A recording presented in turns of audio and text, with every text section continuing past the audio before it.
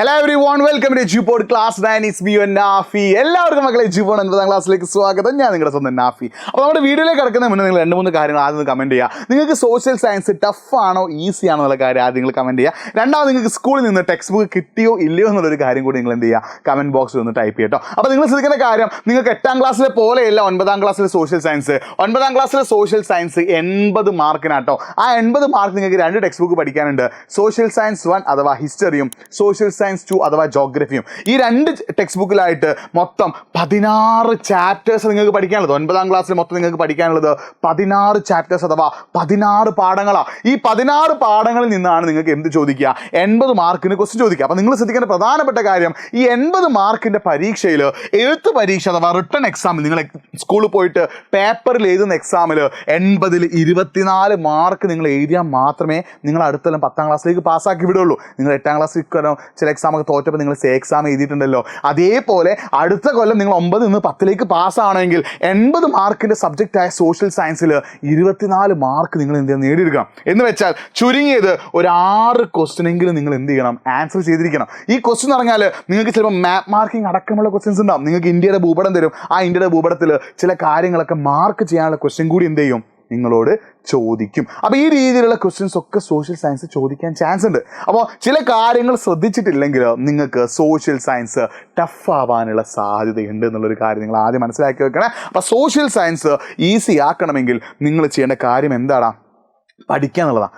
Daily ഒരു ദിവസം എല്ലാ ദിവസവും സോഷ്യൽ സയൻസ് പഠിക്കാനല്ല, ദിവസവും നിങ്ങൾ ഒരു 2 മണിക്കൂർ നിങ്ങൾ എന്ത് ചെയ്യുക, പഠനത്തിനായിട്ട് മാറ്റി വെക്കുക. അതിൽ ഫസ്റ്റത്തെ 40 മിനിറ്റ് നിങ്ങൾ സോഷ്യൽ പഠിക്കുന്നു, അടുത്ത 40 മിനിറ്റ് നിങ്ങൾ മാത്സ് പഠിക്കുന്നു, അടുത്ത 40 മിനിറ്റ് നിങ്ങൾ ഇംഗ്ലീഷ് പഠിക്കുന്നു. അങ്ങനെ ഓരോ ദിവസവും നിങ്ങൾ 40 മിനിറ്റ് ഓരോ സബ്ജക്റ്റിനായിട്ട് മാറ്റി വെക്കുകയാണെങ്കിൽ അടുത്ത കൊല്ലം 2026 മാർച്ച് നിങ്ങൾ 9ാം ക്ലാസ്സിൻ്റെ ആനുവൽ എക്സാം എഴുതാൻ പോകുമ്പോൾ നിങ്ങൾക്ക് സോഷ്യൽ സയൻസ് സിമ്പിൾ ആയിരിക്കും.